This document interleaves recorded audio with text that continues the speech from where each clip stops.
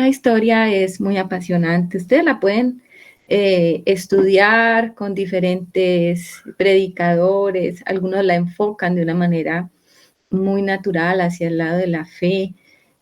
Otros de pronto tienen una visión un poco más profunda. Pero esta historia siempre se predica en la iglesia, siempre, siempre se predica en la iglesia. Entonces, por eso es importante que nosotros la estudiemos y vayamos un poco más a fondo de la parte histórica y pidámosle al Señor que nos permita extraer en profundidad. Yo sé que no todo, siempre el Señor tiene una medida, porque en la medida que vamos nosotros también creciendo y profundizando en el Señor, su palabra es eterna y se va revelando, digamos que en ese proceso. Pero el Señor hoy nos tiene preparado de pronto un poquito más para que veamos sobre lo que está allí. Uno se queda corto cuando realmente trata de hablar de la palabra. Somos limitados, muy limitados en entendimiento y en capacidad de expresión, pero que sea el Señor esta mañana ayudándonos. Clamemos al Señor juntos, mis hermanos, vamos a orar por la palabra. Gracias, Señor, por esta porción de tu palabra que nos corresponde estudiar hoy en el libro de Primero de Reyes. La vida del profeta Elías, Señor, este referente y paradigma para nosotros, Señor. Tú estás levantando un pueblo como Elías, Señor, un Elías corporativo, un Elías que sea testigo y testimonio al mundo de que tú eres el Dios verdadero. Te pedimos que esta mañana, Señor, podamos nosotros aprender de la vida del profeta, aprender de lo que tú tienes preparado, ese mensaje oculto tras de cada palabra, Señor. Tú puedas revelarnos hoy, Señor, que hallemos gracia delante de ti, para que la palabra se abra y se corran los velos, Señor, y podamos entender, podamos ver más allá, Señor, ver más allá. Gracias, Señor, porque tú eres quien da el entendimiento, tú eres quien da el conocimiento, tú eres quien da el crecimiento también, Señor. Prepara nuestros corazones para que la palabra como semilla sea depositada, Señor, y esa palabra pueda fructificar en su tiempo. Gracias por la vida de mis hermanos aquí presentes, Señor. Cada uno de ellos, Señor, por este tiempo que que hemos separado por tu gracia y que vamos a compartir, Señor, unidos, unánimes, juntos, Señor, en el Espíritu, seamos, Señor, entonces edificados, edificados por tu Espíritu Santo, que es el Maestro y es el que nos guía a toda verdad. Te lo pedimos en el nombre de tu Hijo Jesús. Amén. Bueno, entonces estábamos aquí en el Primera de Reyes, capítulo 17. En esa historia ya habíamos pasado de que Elías anuncia la sequía a Acab. Algo que llama la atención de Elías es que Elías era un completo desconocido, y cuando usted va a estudiar algo sobre Elías antes no encuentra nada. Elías es una persona que apareció. Y eso nos da a entender que hay un pueblo de Dios oculto, mis hermanos. Hay un pueblo de Dios oculto, pero que está siendo formado allá en la clandestinidad, en lo secreto, para ser manifestado en el momento que sea necesario manifestarse. No se esperaba, de pronto en este tiempo de apostasía, que se levantara un Elías en ese poder y en esa unción para enfrentar esta situación. Pero el Señor tenía preparado un Elías. O sea que nosotros tenemos que entender que en todo tiempo y en toda época el Señor tiene un Elías preparado que va en contra de esa apostasía. Un Elías que está delante de la presencia de Dios. Un Elías que confía en Dios porque Jehová es su Dios, Jehová es su fuerza y su fortaleza. Ese es el pueblo de Dios. Entonces, podemos entender que a través de la historia, Elías es actual. Por eso yo les hacía ese comentario, ¿no? Que algún hermano hacía ese comentario. Por eso Elías no murió, sino que Elías fue arrebatado y llevado al cielo, porque el mensaje de Elías no podía morir. Ese mensajero está vivo y es un mensaje que hasta hoy se está predicando. Siempre que haya apostasía, aparece el profeta Elías. Y en todos los tiempos pues hay apostasía. Entonces, en este momento estábamos en que Elías, después de ser sacado del arroyo de allá de Querib, es enviado entonces a Sarepta. Sarepta, que significa horno de aflicción, y que el Señor se había provisto para Elías una viuda que lo iba a sustentar, una viuda que solo tenía un puñado de harina y un poco de aceite para hacer la última torta, según sus palabras y según su fe, para poder darle de comer a su hijo y morir. Como siempre estuvimos hablando de esto, diciendo que el Señor se ingenia unas formas locas de provisión, porque lo último que podía buscarse el Señor para Elías, y tal vez para probar a Elías también, porque estábamos viendo cómo el profeta va creciendo también en su fe, porque el Señor iba a usar a Elías de una manera espectacular, visible, pero antes lo estaba formando en lo oculto. Elías estaba escondido allá en el arroyo de Querit, ahora va a irse a esconder junto con la viuda de Sarepta, a tener una experiencia también en la casa de la viuda, a experimentar cómo el Señor le sigue sustentando y cómo Él va a permanecer delante de ese Dios en el cual Él siempre está en su presencia. Y va a ser formado también el profeta en fe. O sea que es una relación donde la viuda tenía que creer en Dios, pero Elías también tenía que creer en ese Dios de las promesas. Elías había venido creyéndole a Dios poco a poco y ahora estaba entonces en casa de esta viuda pobre y le dice a la viuda y le da ese desafío, ¿no? Primero aliméntame a mí y después vas a comer tú, porque por la palabra de Jehová la harina no va a escasear y el aceite tampoco. Entonces, estábamos viendo esa escena de cómo Elías es llevado a Sarepta a ser sustentado por una viuda. Y allí, entonces, podemos ver la historia, sí. Obviamente que cuando estudiamos esto, usted puede encontrar muchas prédicas de muchos hermanos, pastores, que van a hablar de la fe y se van a centrar en la fe, y es válido. Digamos que ese es un mensaje más visible, pero si nosotros excavamos un poquito más profundo, vamos a hallar algunas verdades allí ocultas, o lo vamos a ver de una forma mucho más elevada. Y vamos a encontrar en esta experiencia de Elías una enseñanza más profunda para nosotros. No es fácil, hermanos. Sabe que no es fácil cuando uno comienza a estudiar el tema, encontrar de pronto más revelación. No está la revelación a flor de piel. O sea, usted trata de buscar y usted tiene una idea y usted quiere como que alguien le hable por donde usted ha trazado la idea de lo que el Espíritu le está mostrando, y no se encuentra tan fácil. Por eso para tener más revelación hay que pasar mucho tiempo en la presencia del Señor, estudiando, mirando de pronto hermanos con más profundidad para hallar algo. Y así es. O sea, si usted quiere las piedras preciosas, usted va a un río y usted encuentra muchas piedras, ¿cierto? En la superficie, piedras de todo tipo, tamaño. Pero si usted quiere piedras preciosas, usted no se encuentra una esmeralda botada ahí en el río, en la superficie del río, o un diamante, o el amatista, o todas estas piedras preciosas. No, para usted encontrar las piedras preciosas tiene que cavar profundo.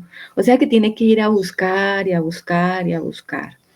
Entonces, bueno, creo que el Señor nos puede dar un poquito hoy de más profundidad, porque no podríamos decir que es toda la profundidad que tiene esta palabra. Y esperemos que el Señor nos ayude a ir profundizando en ella.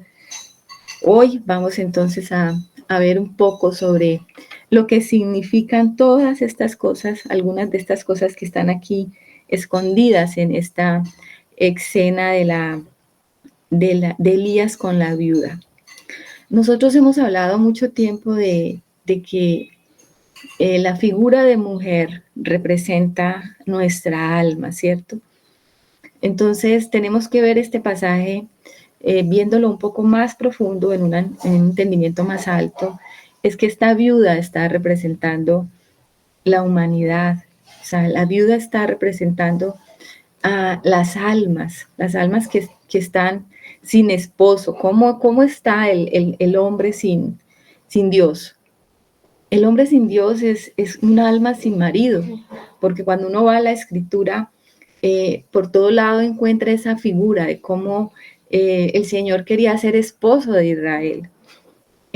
Como en Isaías, el profeta Isaías habla mucho de eso, hablando de la desposada, hablando de que ahora no serás viuda, sino que ahora tendrás esposo, y da promesas en ese sentido.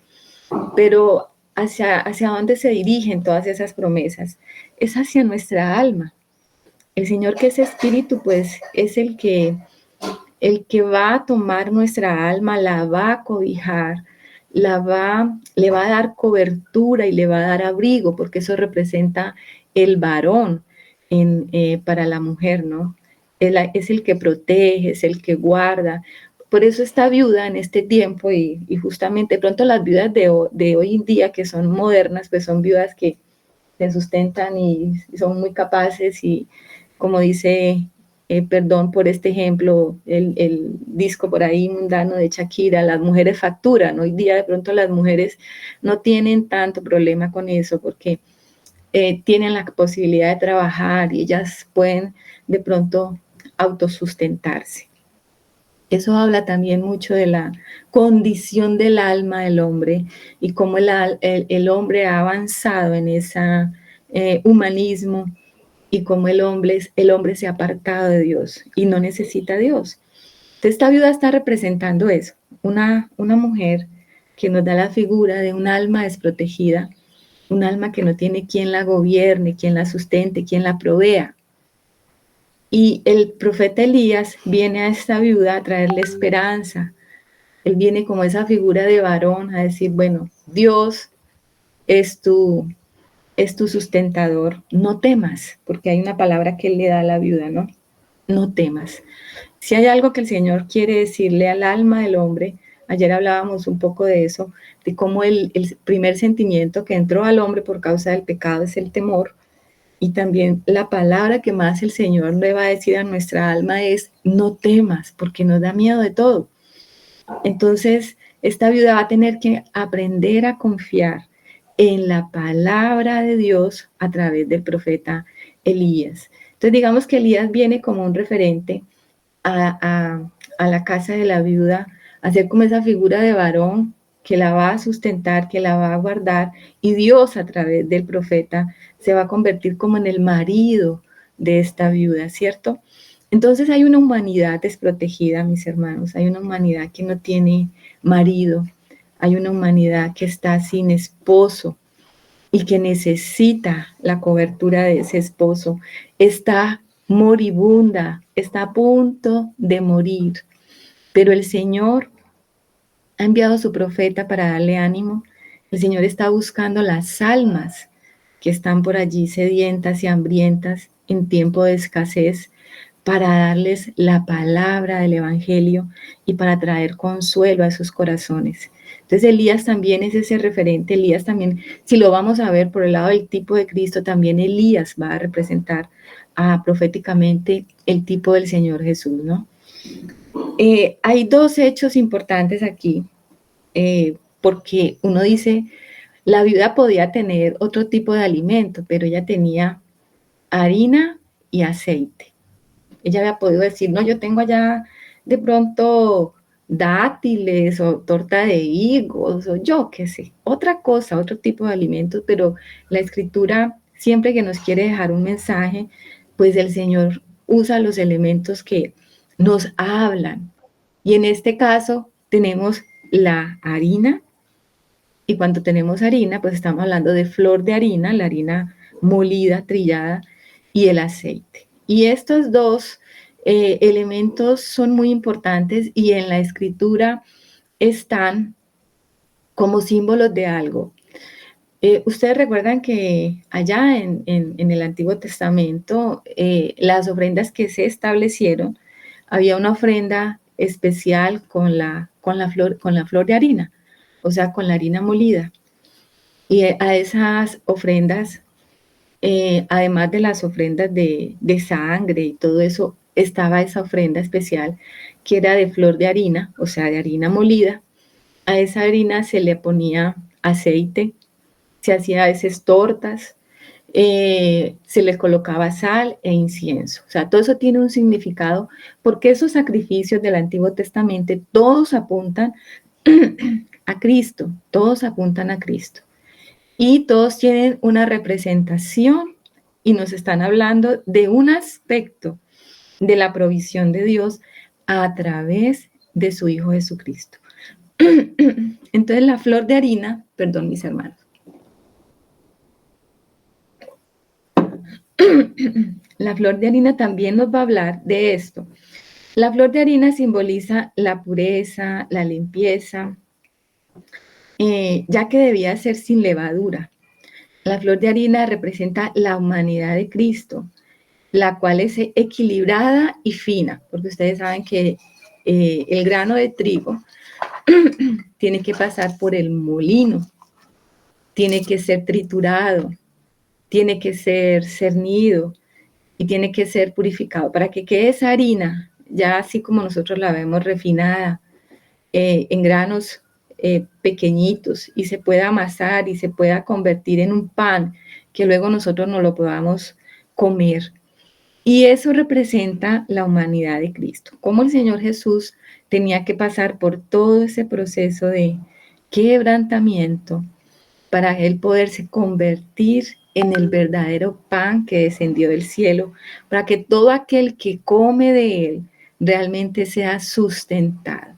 Del pan que es el Señor viene la vida, viene la vida.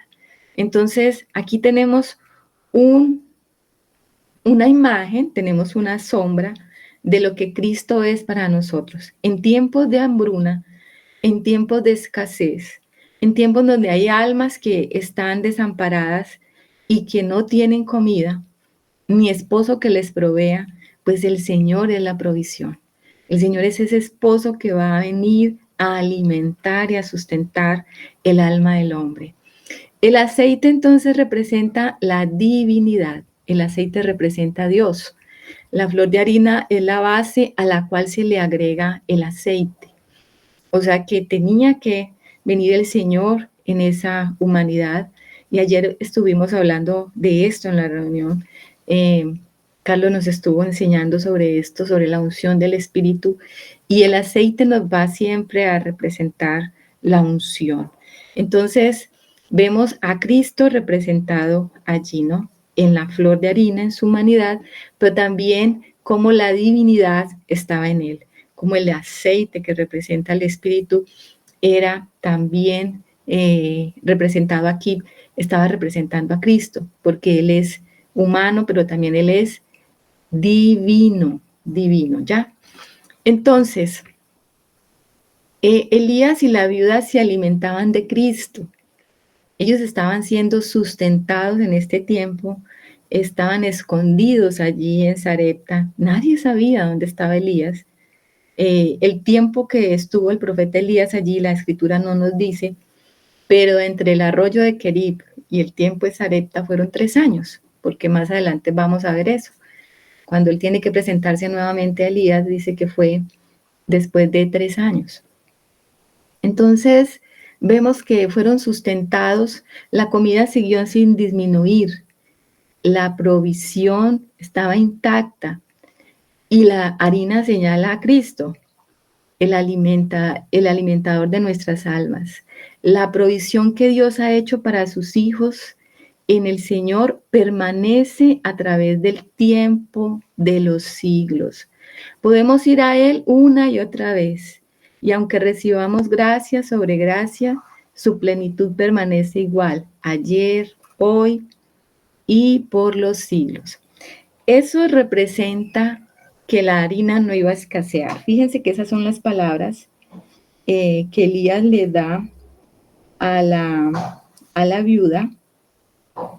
En el versículo 14, aquí del capítulo 17, dice, porque Jehová Dios de Israel ha dicho así, la harina de la tinaja no escaseará, ni el aceite de la vasija disminuirá, hasta el día en que Jehová haga llover sobre la faz de la tierra.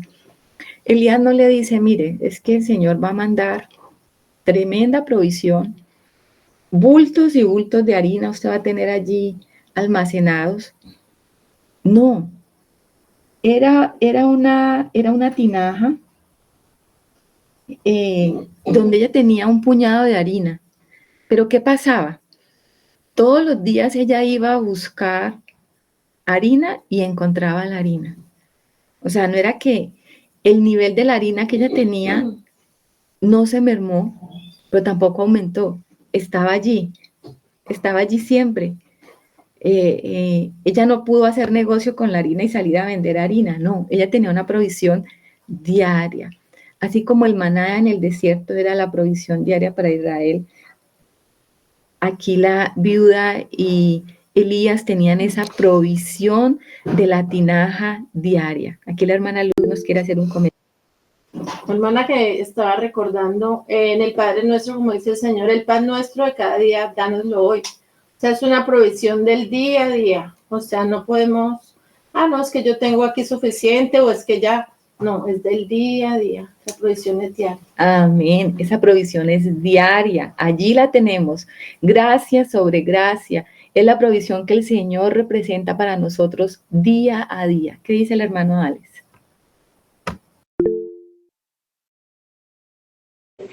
Que aquí también con lo que dices hay algo muy importante. La provisión no llegó en bultos de afuera. O sea, el Señor nos viene mostrando desde hace mucho tiempo que lo que Él ya colocó en nosotros es suficiente. Cristo es suficiente.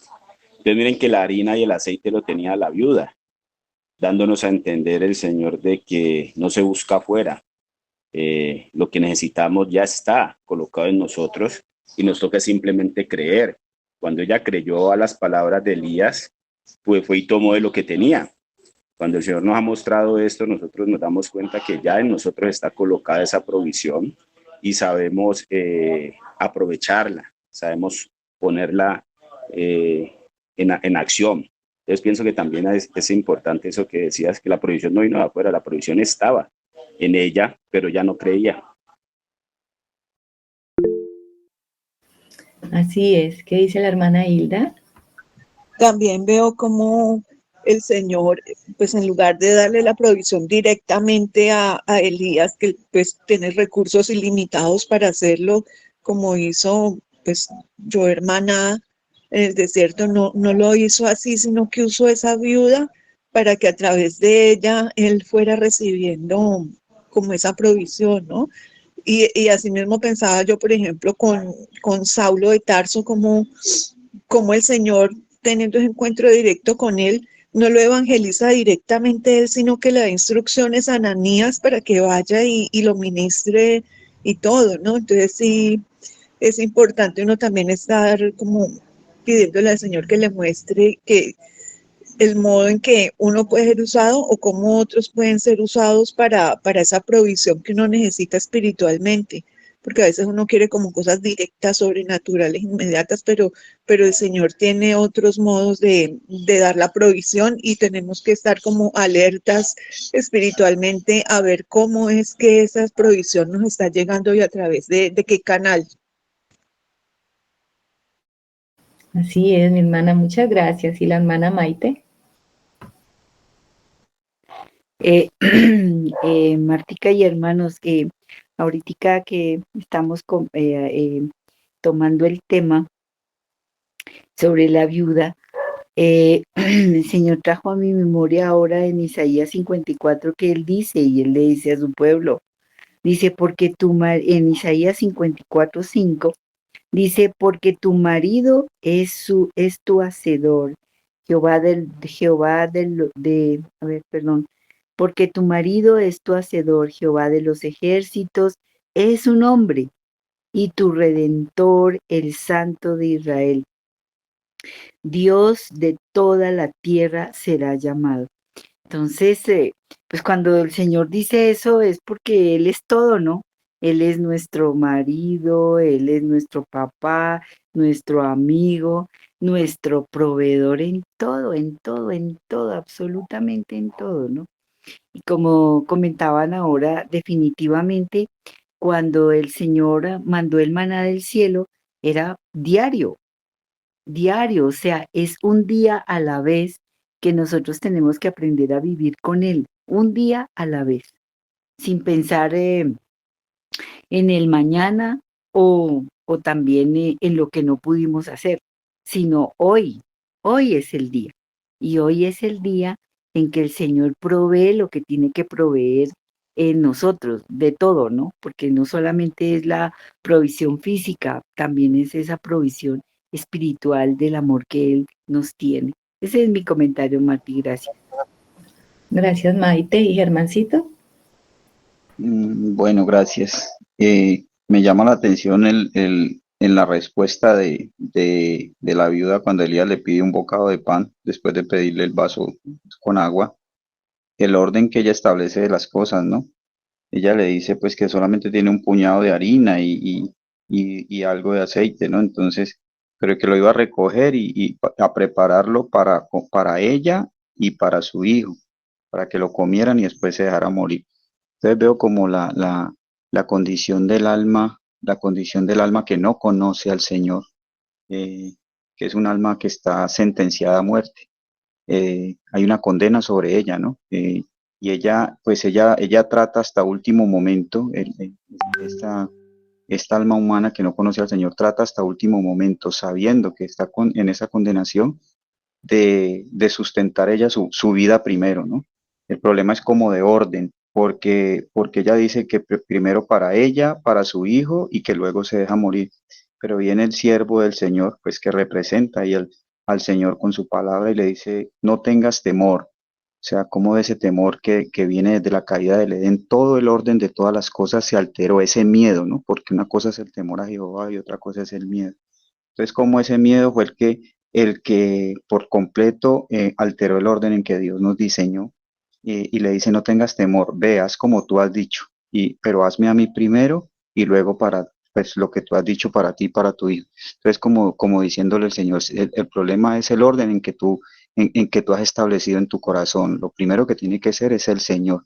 Entonces, eso me recuerda el primer mandamiento, ¿no? El Señor dice que amarás al Señor tu Dios con toda tus fuerzas, con todo tu corazón, con toda tu alma, ¿no?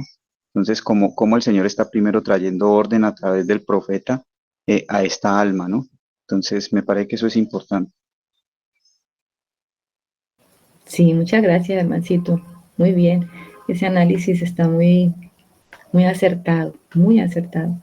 Realmente eso es lo que el Señor está haciendo, mostrando que nuestras almas todavía tienen y conservan la harina porque tenemos la humanidad y tenemos ese espíritu de vida que Él nos ha dado, pero el hombre sin Dios está agonizante, está muriendo, está en esa sequía, en esa hambruna.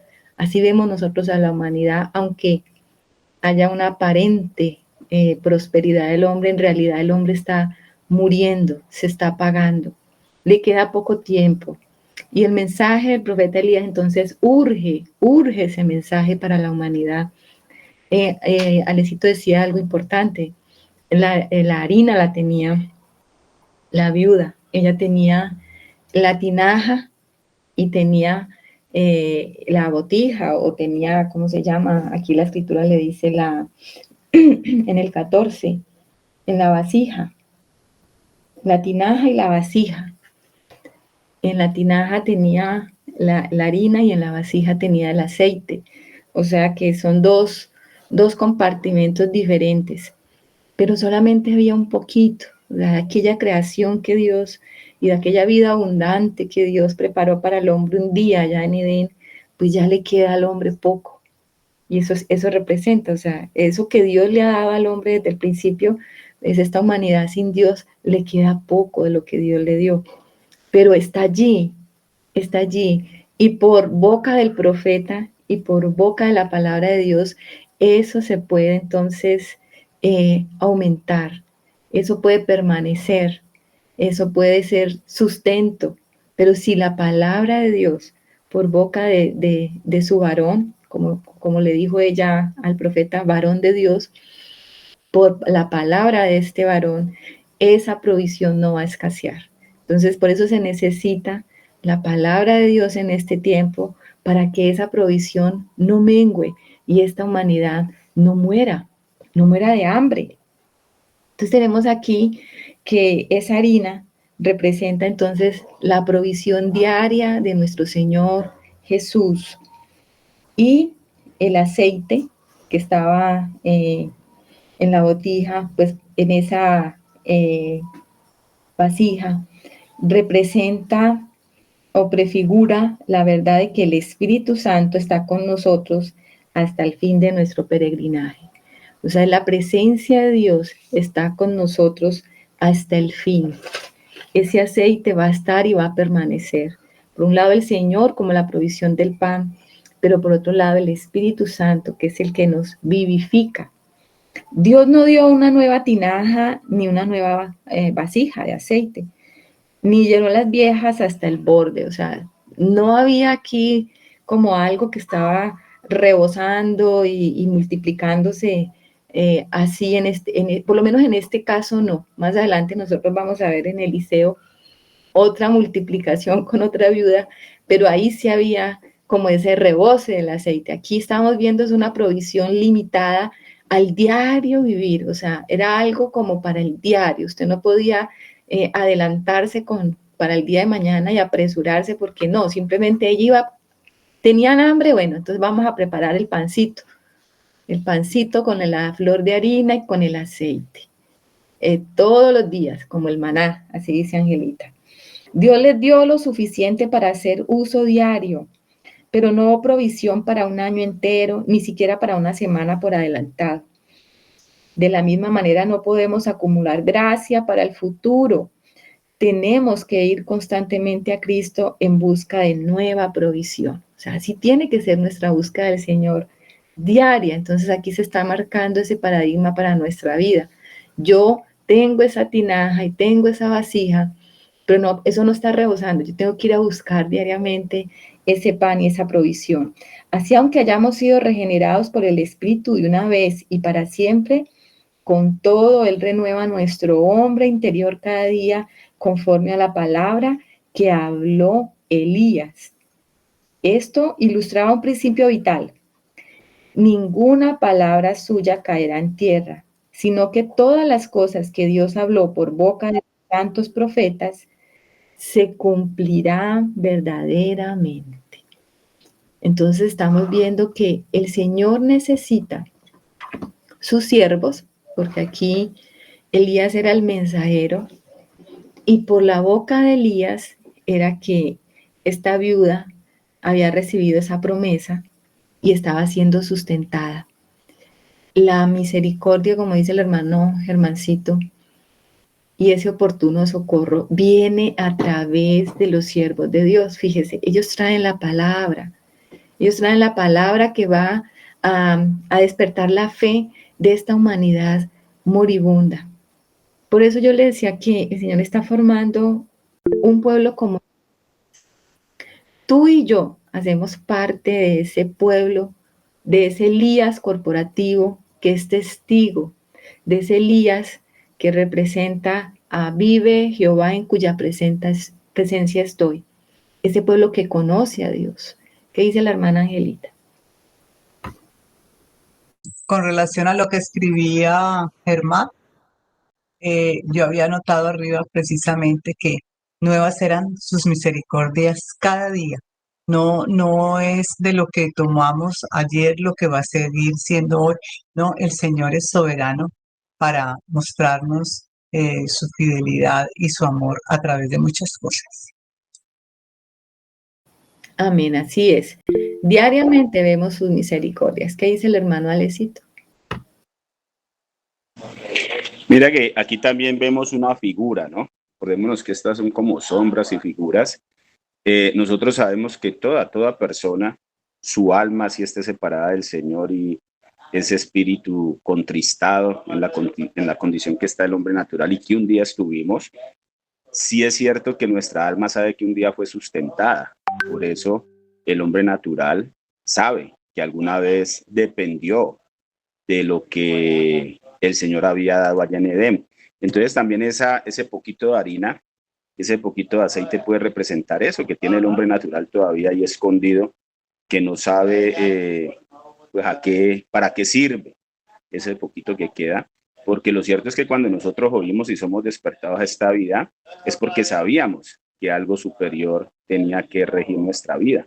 Entonces también yo veo la figura ahí de ese poquito de harina y ese poquito de aceite, de lo que el Señor coloca en el alma, porque ojo, no nos podemos perder de algo. El alma del creyente o del no creyente es eterna. El Señor colocó eternidad en el alma del hombre cuando se funciona pues ese soplo del Señor y ese barro, o sea, el alma de todos es eterna. Y todas ellas tienen ese poquito de aceite, ese poquito de harina, que espera que un día podamos despertar esa realidad para que ya no sea poquita, sino abundante. Pienso que también hay ahí como esa imagen, mis hermanos.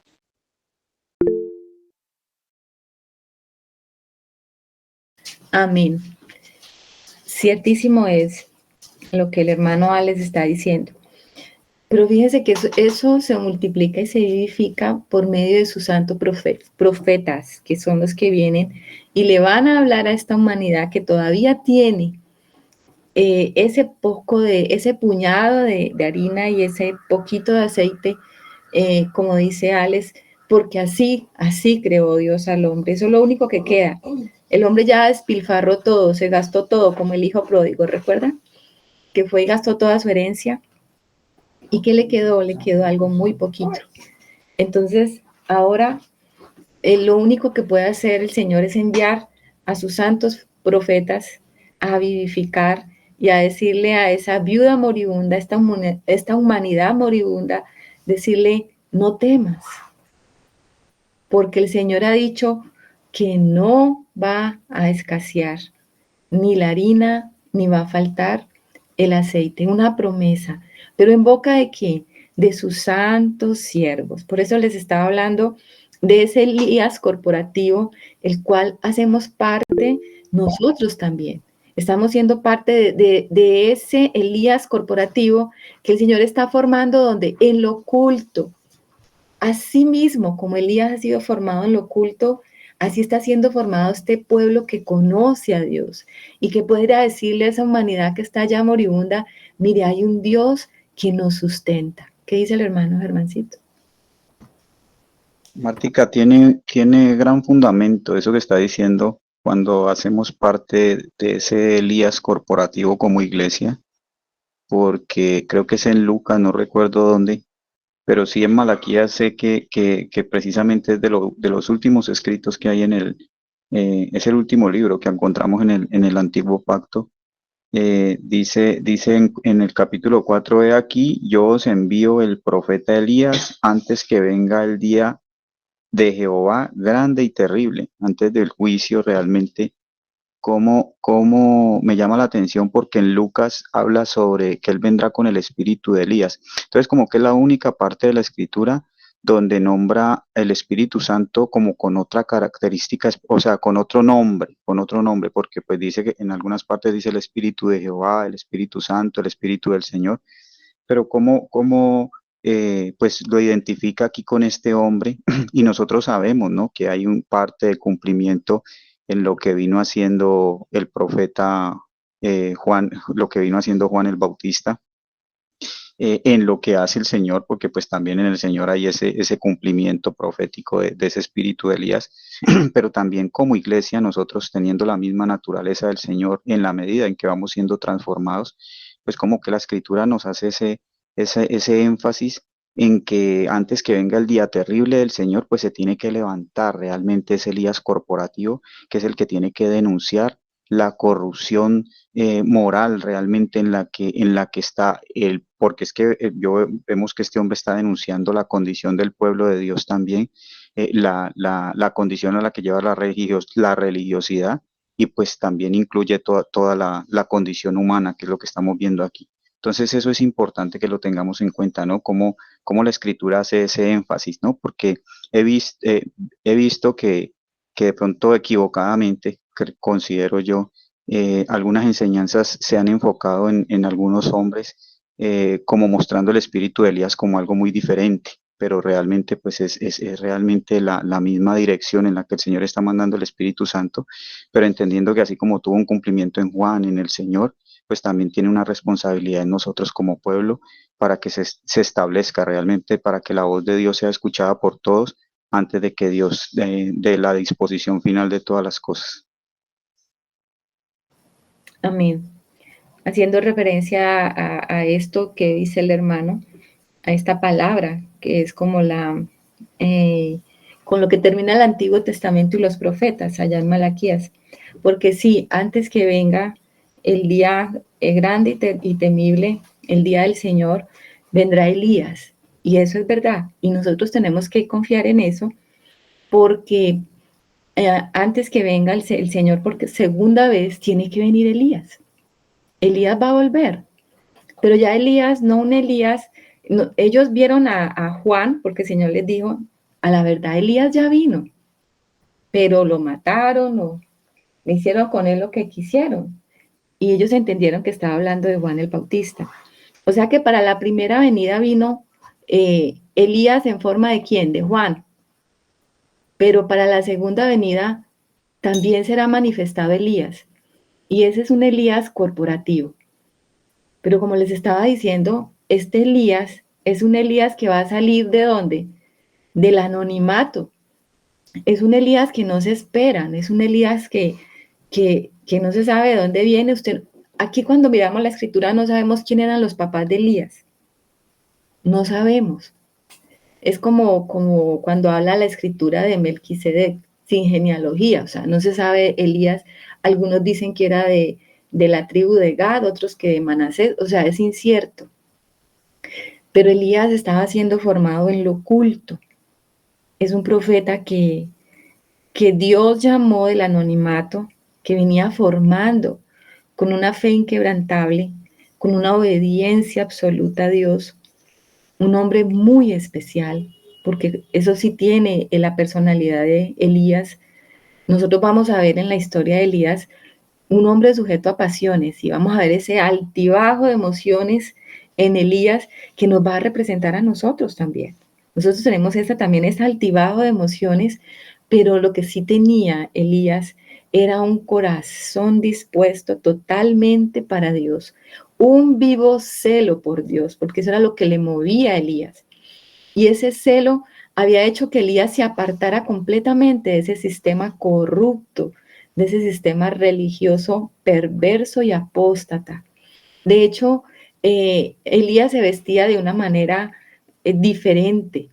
Elías se vestía parecido o igual al profeta Juan, a Juan el Bautista, con un manto de piel de camello. O sea, él estaba muy diferentemente vestido como se vestía la gente de su época, y eso le daba una característica a Elías. Era un hombre diferente, un hombre dispuesto a vivir de la manera en que Dios lo estaba guiando, un hombre dispuesto también a sufrir incomodidades, porque nosotros hemos visto las incomodidades del profeta, o sea, ser sustentado por cuervos, un arroyito que se secó, luego tiene que ir a una viuda que lo sustente.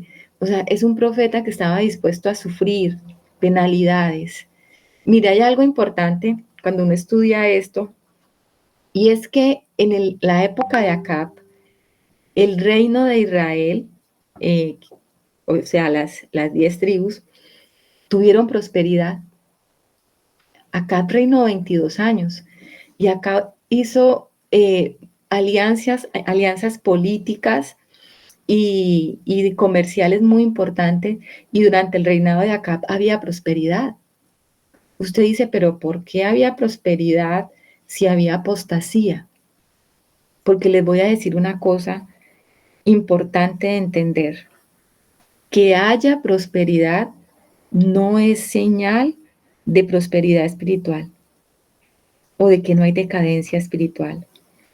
Porque nosotros vemos una iglesia próspera hoy en día, Y a veces con mi esposo nos ponemos a analizar eso, porque todos estos profetas de la prosperidad realmente la viven y la experimentan.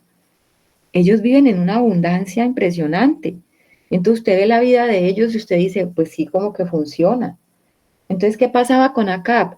Él estaba buscando a Baal, estaban adorando a Baal, no al verdadero Dios, y estaban en una abundancia impresionante. Entonces usted puede llegar a engañarse y decir, no, pero si tienen abundancia y prosperidad, es porque Dios está con ellos. No. Había un Elías que estaba orando por esa decadencia. Había un Elías que por eso dice Santiago que era un hombre sujeto a pasiones y oró y el cielo se cerró. Había un pueblo y tiene que haber un pueblo que ore para que esa provisión se cierre, para que pueda manifestarse el verdadero Dios de Israel. ¿Sí me está entendiendo?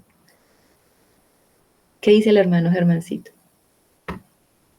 Es importante, ¿no? Lo que estás diciendo, porque el estar bien, aparentemente, la abundancia natural, como hijos de Dios, no implica no quiere decir que sea el respaldo del Señor en el avance espiritual, ¿no?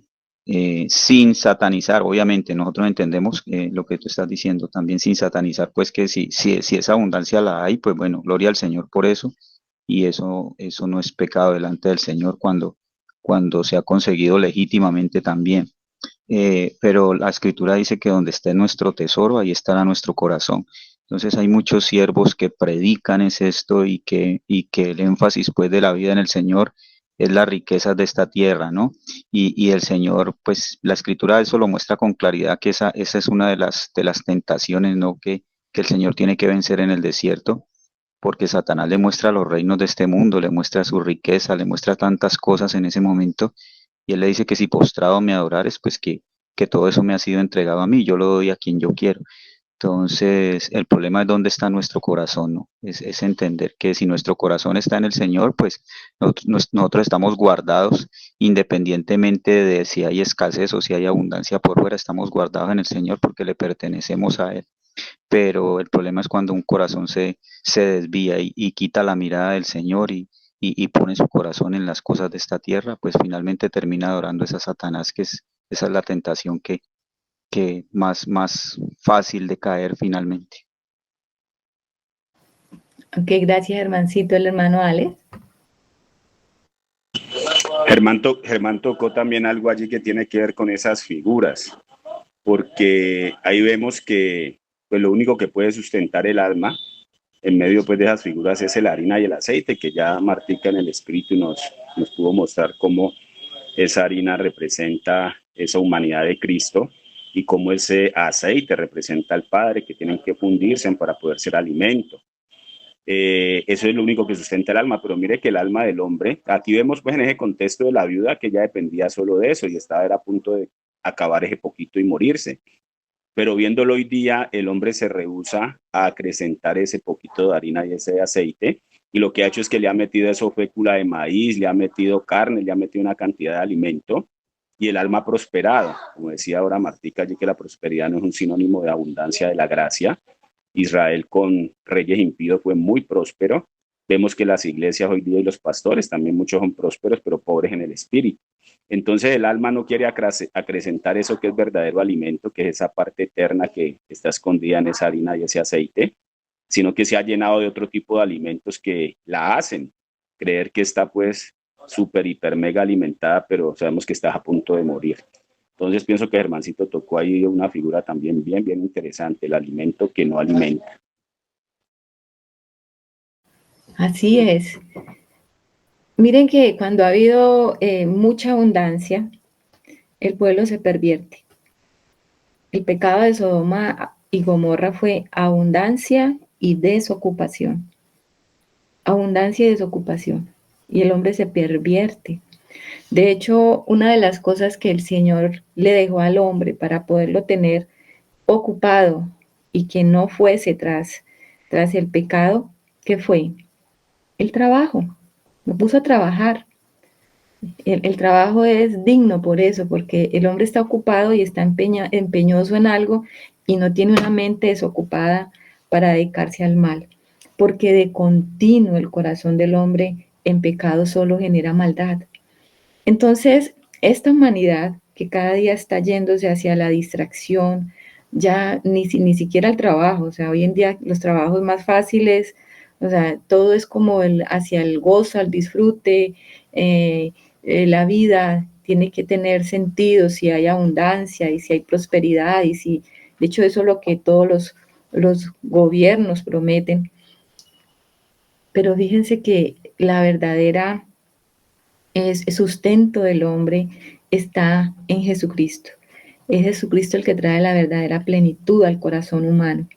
Es el Señor el que va verdaderamente a alimentar esa alma hambrienta, porque por más que hayan cosas externas, el hombre tras las cosas externas lo único que hace es perderse, se pierde más en su pecado. Pero el hombre que realmente llega a la pobreza, por eso dice la Escritura, bienaventurados los pobres, porque de ellos es el reino de los cielos. Aquel que tiene hambre y sed de justicia. Fíjense algo, para uno poder llegar al Señor tiene que ser empobrecido. Entonces, por eso era que Elías estaba orando, porque el pueblo estaba en una apostasía tremenda, pero además de eso tenía prosperidad. Eso es una bomba. Un pueblo apóstata con prosperidad, ¿qué pasa con ese pueblo? Está completamente perdido. No va a buscar a Dios. ¿Qué dice Alecito? Solo un aporte. Yo creo que ahí podemos entender en las sombras lo que dice Juan 17 cuando Jesús dice, y esta es la vida eterna, que te conozcan a ti, el único Dios verdadero, y a su Hijo Jesús a quien tú enviaste. Podríamos decirlo, ahí está la harina y el aceite que está en las sombras allá mostrando Elías. Jesús lo ratifica acá, que es el único que puede dar eternidad. Solo eso, Martín. Entonces aquel pueblo que está siendo levantado como Elías tiene que orar por algo. Señor,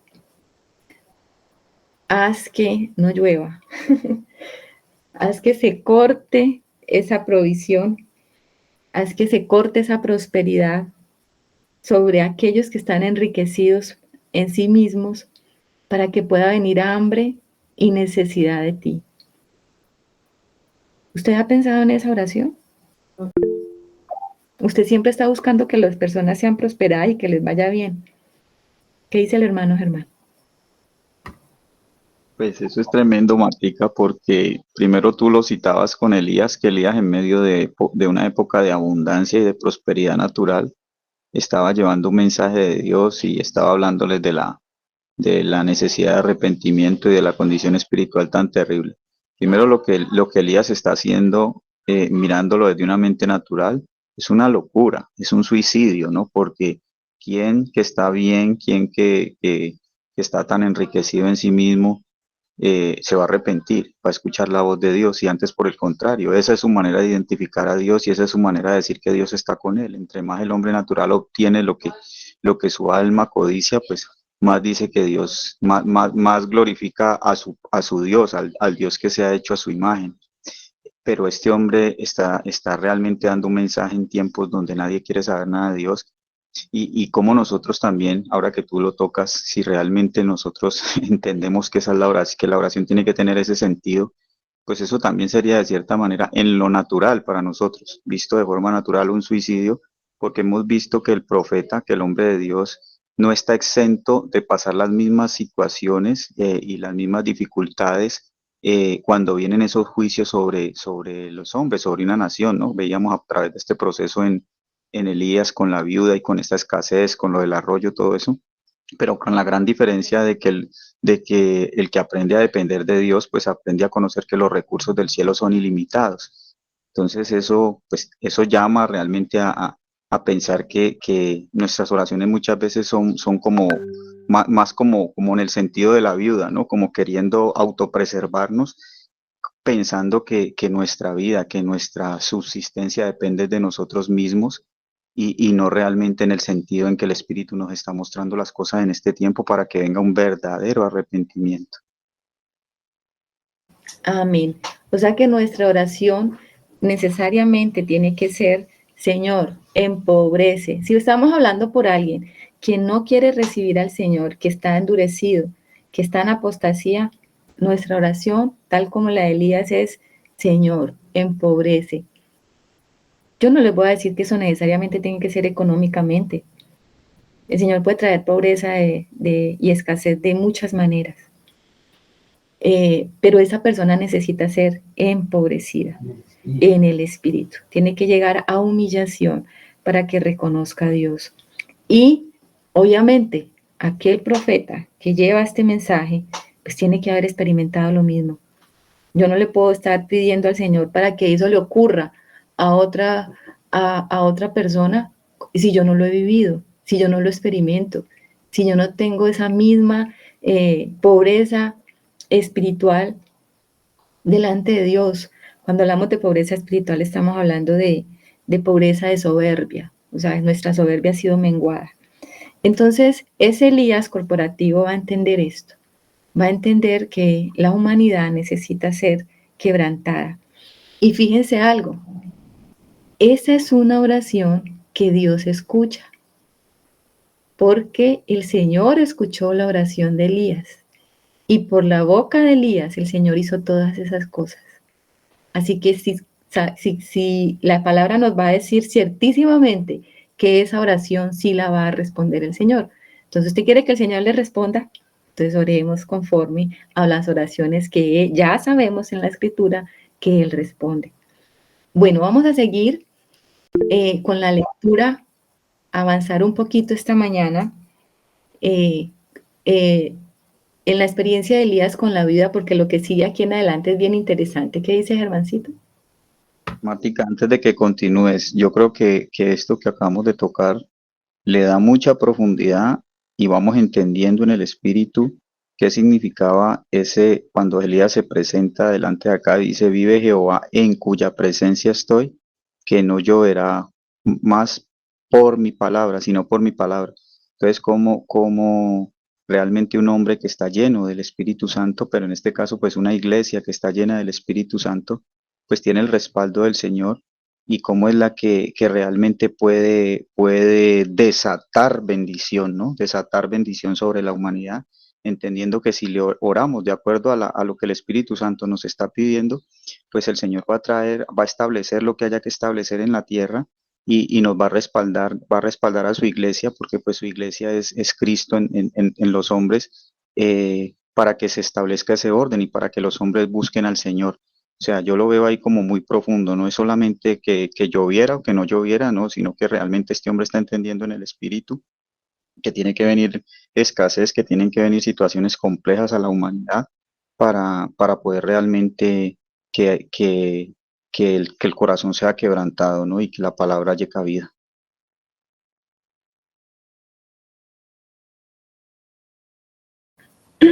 Así es, Germancito, así es. Es un mensaje necesario.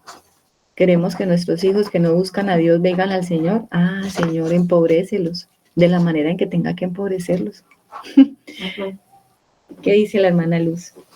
Hermanos, relacionado con lo que el Señor nos mostraba ayer, entonces vemos que Elías tenía el espíritu, era lleno, pero también estaba ungido con el poder para hacer todos estos actos pues tan grandiosos que llevaron a pues todo lo que estamos viendo, porque incluso él más adelante va a poder resucitar al hijo de la viuda. Entonces, cómo ese poder tan grande del Señor se manifestó también a través de Elías. O sea, la llenura y el poder del Espíritu actuando en él. Amén. Pero eso fue un proceso en la vida de Elías. No fue un automático, porque el mensajero, el que porta este mensaje, tiene que vivirlo. Y eso es un proceso también de crecimiento de fe del profeta. Dice ahí, seguido, en el capítulo 17, vamos a ubicarnos en el versículo 17. O sea, 17. Vamos a seguir leyendo. Dice, después de estas cosas, aconteció que cayó enfermo el hijo del ama de la casa, y la enfermedad fue tan grave que no quedó en él aliento. Y ella dijo a Elías, ¿qué tengo yo contigo, varón de Dios? ¿Has venido a mí para traer a memoria mis iniquidades y para hacer morir a mi hijo? Y él le dijo, dame acá tu hijo. Entonces él lo tomó de su regazo y lo llevó al aposento donde él estaba y lo puso sobre su cama. Y clamando a Jehová dijo, Jehová, Dios mío, aún a la viuda en cuya casa estoy hospedado, ¿has afligido haciéndole morir su hijo? Y se tendió sobre el niño 3 veces y clamó a Jehová y dijo, Jehová, Dios mío, te ruego que hagas volver el alma de este niño a él. Y Jehová oyó la voz de Elías, y el alma del niño volvió a él y revivió. Tomando luego Elías al niño, lo trajo del aposento a la casa y lo dio a su madre, y le dijo Elías, mira, tu hijo vive. Entonces la mujer dijo a Elías, ahora conozco que tú eres varón de Dios y que la palabra de Jehová es verdad en tu boca. Un evento más que tiene que experimentar Elías aquí en este hogar en Sarepta de Sidón, allí donde estaba Elías guardado, digámoslo, escondido por el Señor, junto con la viuda. Y entonces la viuda va a experimentar algo que ella no se esperaba. Hasta este momento había experimentado el milagro del sustento. Estaba conociendo a Dios de a poquito, diariamente. La vida del profeta en su casa. ¿Usted se imagina usted hospedar a Elías en su casa? Él estaba viviendo con la viuda. Podría uno imaginarse cualquier cantidad de cosas. Esta era una viuda joven, por lo que vemos, porque su hijo no era mayor, era todavía dependiente de ella. Y Elías era un hombre. Entonces cualquiera podría decir, pero este hombre, ¿por qué se va a meter a la casa de una viuda? ¿Con qué intenciones? Pero Elías poco le importó lo que dijese los demás y solamente obedecía al Señor porque la viuda era para Elías el sustento de Dios. A través de esa viuda el Señor lo estaba sustentando. Y mire la escena tan impresionante, como la viuda, el niño, el hijo de la viuda enferma, y al primero que se le ocurre echarle la culpa es a Elías. O sea que ¿a quién le van a echar la culpa de los problemas y de los fracasos que la humanidad va a vivir y de la necesidad de la escasez y de la muerte? A Elías. A Elías le van a echar la culpa. Por causa tuya, por causa de tus denuncias, aún por causa de tu presencia. Mire el reclamo que le hace ella al profeta. ¿Qué tengo yo contigo, varón de Dios? Ella reconoce que él es un varón de Dios. ¿Has venido a mí para traer a memoria mis iniquidades? Dice, y para hacer morir a mi hijo. Hay algo que la viuda sí tenía claro, y es que Elías era el hombre de Dios, y Elías le estaba recordando su pasado. Ella era una gentil, tal vez en otro tiempo había adorado a Baal, y seguramente ella reconocía sus pecados. Y es que ante la presencia del mensajero de Dios, pues siempre vamos a recordar nuestros pecados. Dice, pero los días felices de la viuda se vieron empañados por la enfermedad de su único hijo, el cual enfermó gravemente y luego murió, causando en esta pobre mujer sentimientos encontrados y confusos, pensamientos. El Dios poderoso de Elías que la había visitado ahora estaba en su contra por causa de sus pecados pasados. A menudo el Señor usa las aflicciones para traer a memoria pecados pasados. En la rutina diaria de la vida es muy fácil olvidar y pasar de un día a otro sin el ejercicio profundo de conciencia ante el Señor, sobre todo cuando disfrutamos de una tinaja rellena. O sea, la viuda estaba viviendo tan rico en medio de la hambruna y ella poco había pensado en su pecado. ¿Qué dice mi hermano Germán? Ahí hay un proceso muy marcado, ¿no? En lo que el Señor también hace con nosotros, ¿no? Inicialmente Él viene y nosotros veíamos cómo la viuda hay una sentencia de muerte sobre ella. Ya está esperando pues que le acabe lo poquito de aceite y de harina que tiene para dejarse morir.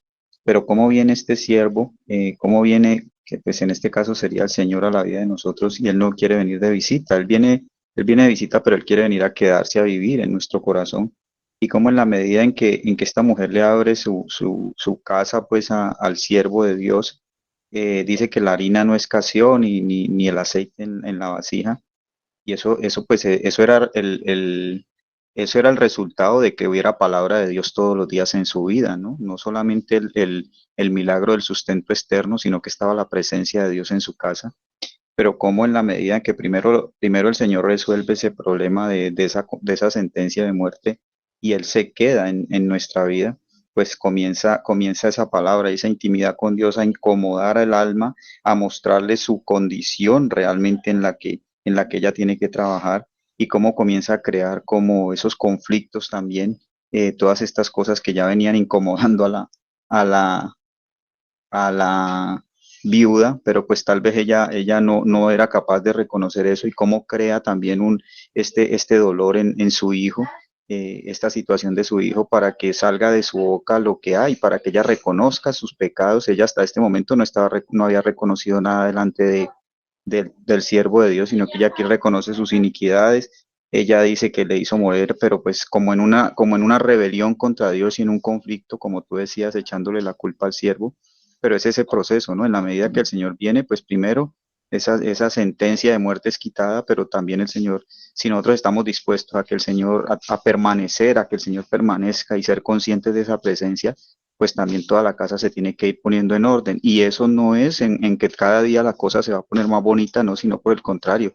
Muchas situaciones tienen que venir a nuestra vida que no son tan agradables como lo que estamos viendo aquí en esta viuda, para que nosotros entendamos y para que el Espíritu nos incomode y nos vayamos poniendo de acuerdo con el Señor y vayamos comprobando, como le dijo la viuda a Elías al final, ahora sí realmente sé que la palabra de Dios es verdad en tu boca.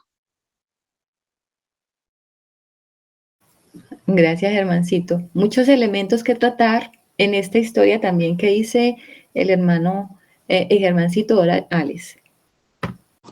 Sí, eso, Martica, que definitivamente muchas sombras que el Señor quiere traer realidades hoy a nuestra vida.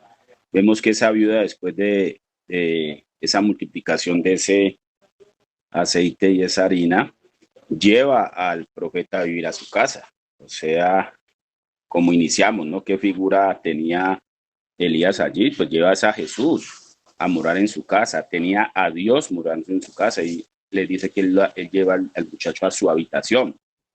Entonces vemos la figura ahí, ¿no? De que pues, el Señor mora en nosotros, pero también cuando tú dices que la vida le echa la culpa a Elías por la muerte, pues vemos ahí a un Elías mediador, porque Elías, sabemos quién es el mediador entre nosotros y el Padre. Elías le ora al Padre para que escuche su oración y pues vemos que el Padre lo escucha y devuelve el alma del hijo de la viuda. Entonces, sabemos allí que el fruto de la viuda, que es su hijo, pues había sido concedido antes de ella tener esta experiencia, mostrándonos también el Señor que todo lo que hemos sido nosotros antes de que Él llegue a darnos vida, pues definitivamente tiene que morir para que nazca de nuevo. Cantidad de sombras, mis hermanos. Muchas sombras, muchísimas sombras. Cuando la muerte visitó su familia, surgió la cuestión del pecado, por cuanto la muerte es la paga del pecado.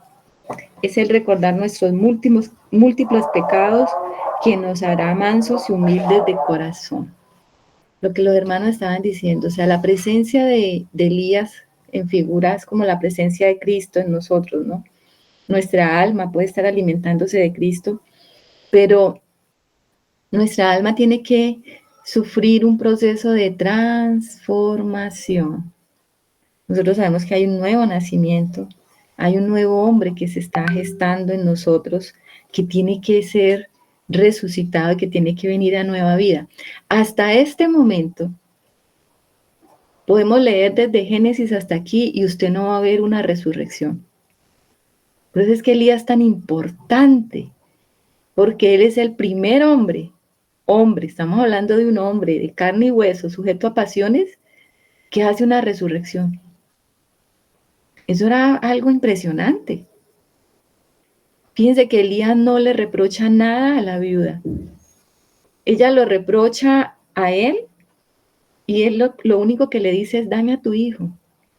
Pero como dice Alex, lo llevó a lo secreto, a su aposento, allí donde él moraba, junto con la viuda, en un lugar aparte, él tenía su dormitorio, y llevó al hijo de la viuda allí y lo tendió sobre su cama. Y ahí sí él hace como un reproche a Dios, y le dice, Jehová, Dios mío, aún a la viuda en cuya casa me ha hospedado, ¿has afligido? O sea, fíjense que ahí nosotros estamos viendo un poco también el carácter, las emociones del profeta. O sea, él estaba padeciendo también aflicción. Él sabía que él era causa de aflicción. El Señor también sabía que él había venido a la tierra a causar aflicción y división. Él vino a la tierra a separar, a traer vida, sí, pero vida con aflicción.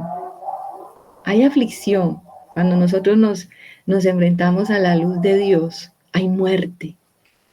Elías era luz para la viuda. Era Dios mismo en esa casa y le ha traído a memoria así su pecado. Nosotros que hemos estado hablando y entendiendo el proceso de madurez, cómo tiene que haber una muerte a ese viejo fruto, como decían los hermanos ahora. Aquello que se ha concebido en el alma antes, todo eso tiene que morir, todo eso tiene que quedar atrás. Y por eso el pecado de la viuda, representado en el fruto de su hijo, murió.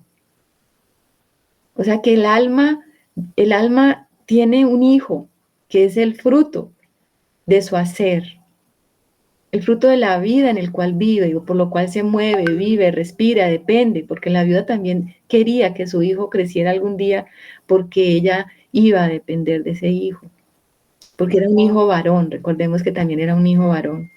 O sea que ella tenía toda su esperanza puesta en este hijo varón, como el hombre tiene toda la esperanza puesta en el hacer. Pero ese hijo y ese fruto de la carne tiene que morir. Y es por eso que le era recordado su pecado. O sea que a nuestra alma le es recordado el pecado. O sea, todo el fruto de nuestra alma, en nuestra carne, es pecado, viene del pecado. Y tiene que morir, y tiene que ser juzgado. Y la viuda entonces experimentó la visitación de Dios para muerte. Y fue confrontada con su pecado. Entonces hay un proceso, como decían los hermanos ahora. Podemos tener en nuestra vida, esa visitación, podemos estar viviendo ya con el Señor, teniendo esa maná, esa comunión diaria, pero entonces también tiene que venir esa confrontación con el fruto del pecado. Y ese fruto de pecado tiene que morir para que pueda entonces ahora sí venir a nueva vida, a vida de resurrección, nuestro hacer. Tenemos que salir de lo viejo para entrar en lo nuevo. Y eso lo trajo también ¿quién? Elías. Elías toma al hijo de la viuda, lo pone sobre su cama y dice que oró 3 veces. Oró 3 veces. Nosotros también en el Nuevo Testamento vemos a Pablo orar 3 veces. Yo creo que Pablo tenía como ese paradigma, bueno, si el Señor no escucha una oración después de que yo oro 3 veces, no la va a contestar. ¿Por qué? Porque Elías oró 3 veces. Uno dice, bueno, ¿y por qué Elías oró 3 veces? Yo estaba buscando por ahí que algún hermano dijera, eso significa esto significa esto, y yo no hallé por ningún lado el significado de por qué Elías oró 3 veces. Los hermanos dicen que él tenía que también ser probado en su fe, y pues seguramente a la primera que oró no pasó nada. También la palabra dice que él se tendió sobre el muchacho 3 veces. O sea que él puso el niño en la cama o el muchacho en la cama y luego puso su cuerpo sobre él y es como si él quisiera transmitirle su vida. como cuando el Señor insufló sobre ese primer hombre, Adán, y le transmitió el espíritu de vida. Esa es como la sombra. Y como la sombra que nosotros tenemos para ver cómo Cristo, que se hace uno con nosotros, se ha posado sobre nosotros para darnos vida. Y yo voy a decir algo loco con respecto al número 3, porque pueda que algunos hermanos digan que no tiene nada que ver. Pero pues yo pensaba en nuestra forma y nuestra composición, por lo menos de la manera en que nosotros lo entendemos, porque hay otros hermanos que lo entienden diferente, que nosotros somos espíritu, alma y cuerpo. Y no sé si Elías tuvo que orar por cada uno de esos, de esas partes que conforman nuestro cuerpo para darle vida, ¿me entiende? Una por el espíritu, otra por el alma y otra por el cuerpo. Digamos que ese es un entendimiento mío, muy personal, y pueda que no sea así. O pueda que sí sea así. Lo dejo delante de los hermanos y que el Señor lo confirme. Elías tuvo que orar 3 veces. Y a la tercera vez fue que su oración fue escuchada. ¿Qué dice el hermano Germán? Bueno, hay bien importante no dejar pasar por alto eso que tú decías hace un rato, de que esa primera resurrección, pues de la que da testimonio en la Escritura a través de un hombre, pues es aquí con Elías, la estamos viendo aquí con Elías, pero me llama la atención en el lugar donde se manifiesta, que es en la cama donde descansa Elías. Entonces, pues viendo cómo cuando realmente esta mujer está dispuesta a abrirle la puerta y a que la presencia de Dios esté en su casa y que haya un lugar de descanso también para esa presencia, pues la Escritura dice que Cristo es nuestro reposo, ¿no? Y también dice en el relato de la creación que Dios cuando creó al hombre dice que al séptimo día reposó. Entonces, cuando hay un verdadero hombre hecho a la imagen de Dios, pues realmente Dios también encuentra reposo. Entonces, si el verdadero reposo de Dios y de los hombres, porque también el Señor dice, vengan a mí los que están trabajados y cargados y yo los haré descansar. Si el reposo de Dios es su Hijo, porque realmente Él es el que manifiesta la vida de Dios y es que el que tiene la plenitud de Dios y es nuestro reposo también, pues como realmente es solamente en Cristo que está el poder de la resurrección, ¿no? Como esa figura ahí de ese lugar de reposo para Dios, y lo que significa también una cama para nosotros, ¿no? Después del día a día, de todas las cosas, pues en la cama es donde se halla ese descanso. Cómo entender que finalmente pues la resurrección solamente está, el poder de la resurrección solamente está en el Señor. Importante esto del reposo, y es en el reposo de Dios que somos transformados. Y Elías toma a este muchacho, sí, y lo lleva a su aposento, allá en lo más interno, en nuestra comunión con Cristo, es donde el viejo hombre está muriendo y está naciendo el nuevo hombre. La vida del nuevo hombre se está generando allá en la intimidad, en lo más profundo de nuestra comunión con Él. Y por eso es que allá en lo secreto es donde Elías resucita al muchacho. Fíjense que allí no estaba la viuda. Dice que en el 22, y Jehová oyó la voz de Elías, y el alma del niño volvió a él y revivió. Tomando luego Elías al niño lo trajo del aposento a la casa. O sea que seguramente el aposento de Elías no estaba dentro de la casa, sino separado.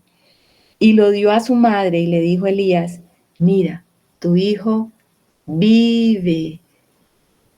El Señor entonces va a resucitar la nueva vida en nosotros, la va a generar, y es el que nos dice, mire, estás vivo, tienes una nueva vida, una nueva naturaleza, una nueva vida en que caminar, una nueva esperanza, porque ese hijo era la esperanza para esta viuda, el sustento para esta viuda.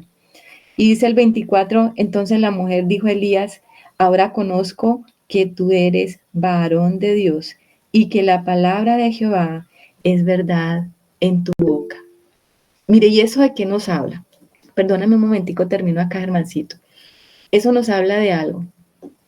Nos habla de que esta mujer, a pesar de que estaba viendo el milagro diario de provisión, la harina, el aceite no escaseó, ella estaba comiendo.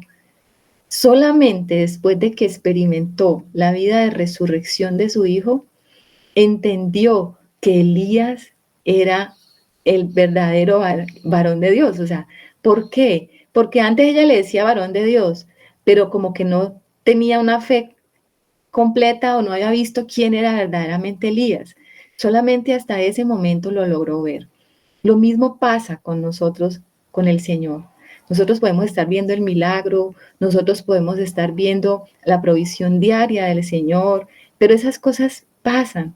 Lo que no va a pasar y lo que ciertísimamente nosotros vamos a valorar cada día es la vida de resurrección, la transformación que está ocurriendo en nosotros. Aquellas cosas que decimos nosotros, esto era imposible que esto cambiara en mí, pero el Señor sí lo está haciendo. El Señor lo hizo. El Señor me transformó. Eso es lo que nos va a dar la certeza de que Él es quien es y que su palabra es verdad. ¿Qué dice el hermano Germancito?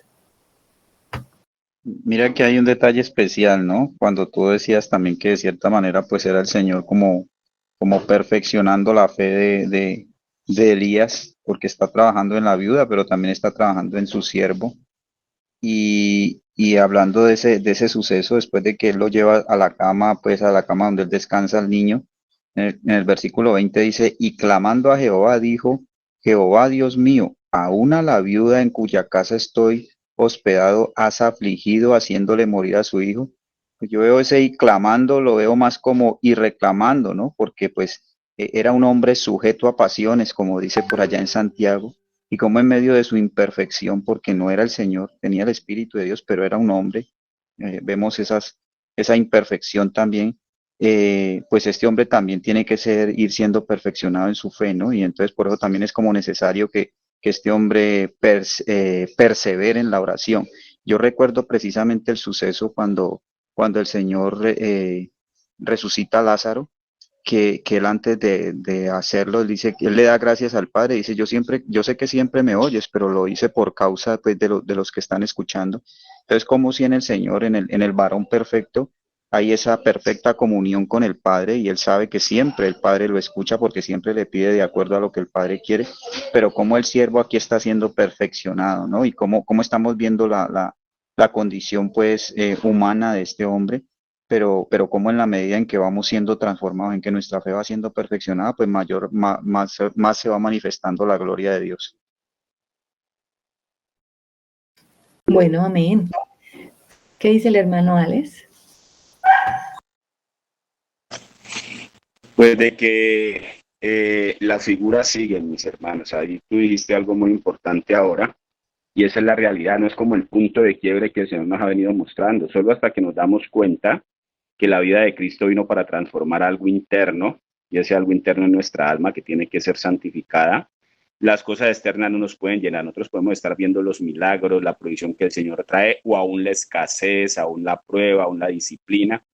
Todo lo que se geste fuera, nosotros lo podemos ver y sabemos de dónde viene, pero eso no puede hacer que lleguemos a ese punto de quiebre, que solo llega cuando nos damos cuenta de lo que Jesús está haciendo en el interior.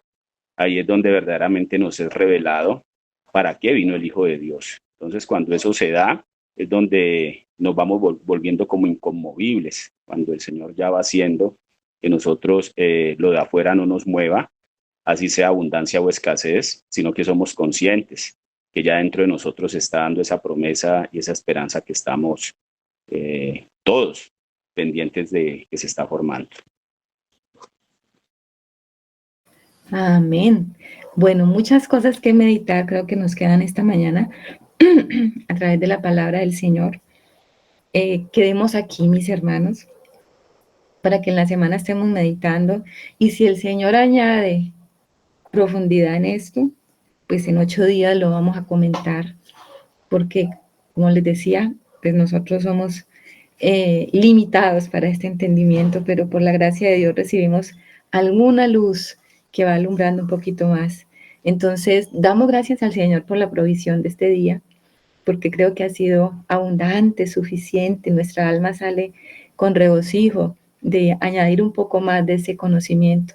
Que esta palabra pues sea para nosotros de verdad y de vida, que el Señor la pueda vivificar, que el Señor la pueda vivificar, que esa provisión de la tinaja y de la vasija de harina y aceite, pues también se convierta para nosotros en vida de resurrección. Pero antes de eso tiene que haber muerte. Muerte a todo aquello que nosotros pensamos, todo concepto, todo paradigma, todo lo que nuestro viejo hombre nos dice, para que podamos ser levantados en el nuevo hombre. Y ahí podemos decir, ahora conozco, Señor, que tú eres el verdadero varón de Dios y que por tu palabra todo ha sido hecho. Hoy nos enciendes el